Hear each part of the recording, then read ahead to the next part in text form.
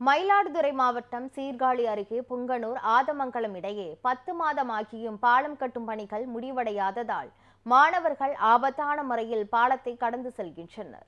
ஆதமங்கலம் புங்கனூர் இடையே 3 கிலோமீட்டர் தொலைவிற்கு சாலை அமைத்து முடவன் வாய்க்கால் பாலம் அமைக்கும் பணிகள் கடந்த ஆண்டு தொடங்கியது. இந்த நிலையில் 10 மாதங்கள் கடந்தும் இதுவரை முடவன் வாய்க்கால் பாலம் கட்டுமான பணிகள் முடிவடையாமல் பாதியிலேயே நிற்கிறது. பாலப்பணிகள் தொடங்கிய போது வாய்க்காலை கடந்து செல்வதற்காக பாலத்தின் அருகிலேயே தற்காலிக இணைப்பு சாலை அமைக்கப்பட்டு மக்கள் பயன்படுத்தி வந்தனர்.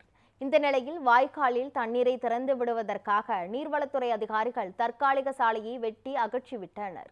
இதனால் ஆதமங்கலம், புங்கனூர், பெருமங்கலம், காடாக்குடி, கோடங்குடி உள்ளிட்ட கிராமங்களை சேர்ந்த மக்கள் இந்த பகுதியை கடந்து செல்ல முடியாமல் பாதிக்கப்பட்டு உள்ளனர்.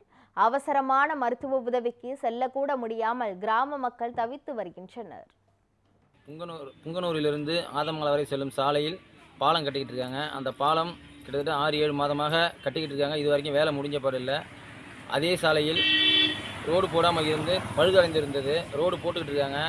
மேலகாடாக்குடி சேர்ந்தவர்கள் போராட்டம் பண்ணி பிரச்சனை பண்ணி அவங்களுக்கு தேவையான அளவுக்கு அந்த ரோட்டை போடுறதுக்கு அந்த கான்ட்ராக்ட்காரங்கள்ட்ட பேசி ரோட்டை போட வச்சுட்டாங்க. மீதி இந்த சைடில் உள்ள ரோடு இதுவரை போடவில்லை. ஆதமங்கலத்திலிருந்து புங்கனூர் வரையில் உள்ள இணைப்பு சாலையை மாவட்ட நிர்வாகம் கடந்த 6-7 மாதங்களுக்கு முன்பாக வேலை ஆரம்பித்து இதுவரை செய்து முடிக்கப்படவில்லை. அந்த சாலை வழியாக கடக்கின்ற மக்கள் மிகவும் கஷ்டப்பட்டு கீழே விழுந்து எழுந்திருச்சு ஹாஸ்பிட்டல் செல்லும் அளவிற்கு அந்த சாலையை மிக தாமதமாக செய்து கொண்டிருக்கிறது இந்த நிர்வாகம்.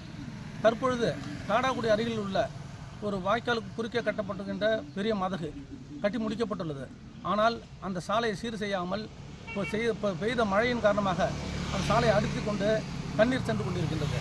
மக்கள் பள்ளிக்கூடம் செல்கின்றவர்களும் மருத்துவமனைக்கு செல்கின்றவர்களும் வேலைக்கு செல்கின்றவர்களும் மிகவும் கஷ்டப்பட்டு அந்த சாலையை கயிறு கட்டி கடக்கின்ற அளவிற்கு உள்ளது.